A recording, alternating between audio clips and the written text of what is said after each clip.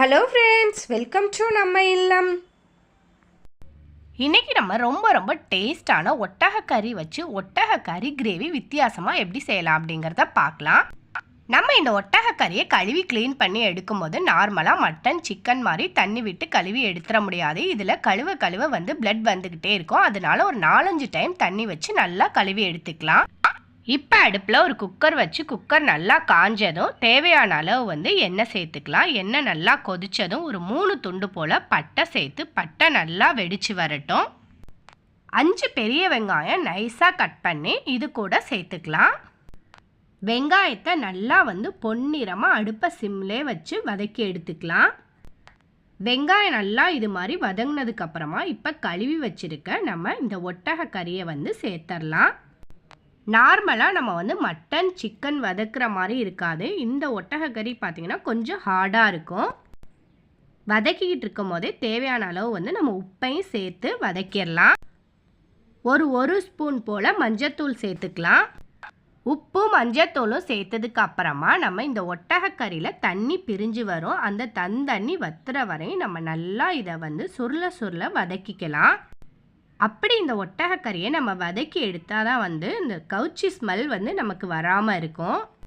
பாருங்கள், வதக்கிட்டு இருக்கையில நல்லாவே தண்ணி பிரிஞ்சு வருது. இந்த தண்ணி வத்துற வரை நம்ம நல்லா வதக்கிக்கணும். இந்த ஸ்டேஜில் கலருக்காக காஷ்மீரி சில்லி மிளகாய் 1 ஸ்பூன் சேர்த்துருக்கேன்.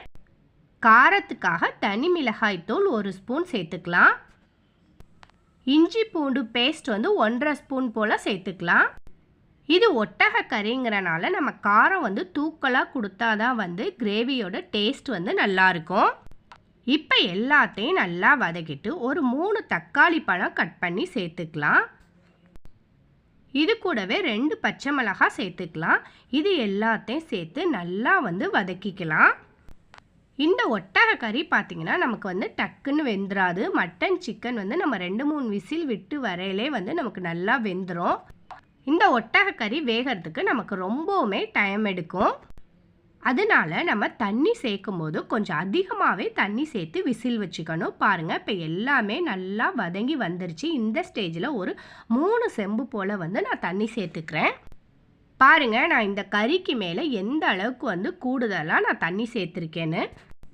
இப்போ இந்த ஒட்டகக்கறியை ஒரு 10 விசில் போல் விட்டுக்கலாம். 10 விசில் விட்டுட்டு ஒரு அரை மணி நேரம் அடுப்பில் அப்படியே சிம்மிலே வச்சு நம்ம ஆஃப் பண்ணிடலாம்.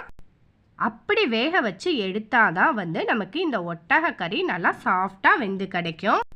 இப்போ கறி வெந்துட்டுருக்க இந்த ஸ்டேஜில் ஒரு 2 ஸ்பூன் போல் ஜீரகம் வறுத்து எடுத்துக்கலாம். இது கூடவே ஒரு 1.5 ஸ்பூன் போல் மிளகு சேர்த்து இதையும் நம்ம வறுத்து எடுத்துக்கலாம்.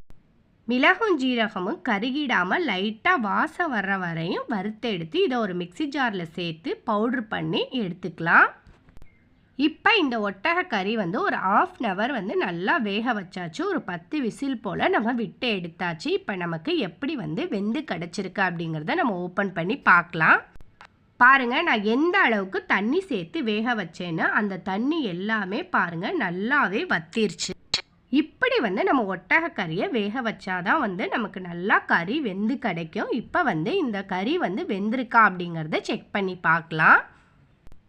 கறி நல்லாவே பஞ்சு போல் வெந்துருச்சு. இப்போ இந்த ஸ்டேஜில் நம்ம வறுத்து நுணுக்கி வச்சுருக்க மிளகு சீரகத்தூளை இது மேலே அப்படியே தூவி விட்டுட்டு அடுப்பை ஹையில் வச்சு ஒரு 5 நிமிஷம் போல் கொதிக்க விட்டுறலாம். 5 நிமிஷம் நல்லா கொதிச்சதுக்கு அப்புறமா அடுப்பை ஆஃப் பண்ணிக்கலாம். பாருங்கள், ரொம்ப டேஸ்டான ஒட்டகக்கறி கிரேவி ரெடி ஆயிடுச்சு. இந்த வீடியோ உங்களுக்கு பிடிச்சிருந்தா மறக்காமல் இந்த வீடியோ உங்கள் ஃப்ரெண்ட்ஸ் அண்ட் ரிலேஷனுக்கு ஷேர் பண்ணுங்கள், லைக் பண்ணுங்கள். மறக்காமல் நம்ம சேனலை சப்ஸ்கிரைப் பண்ணிக்கோங்க. இது போல் இன்னும் நிறைய யூஸ்ஃபுல்லான வீடியோஸ் பார்க்கலாம்.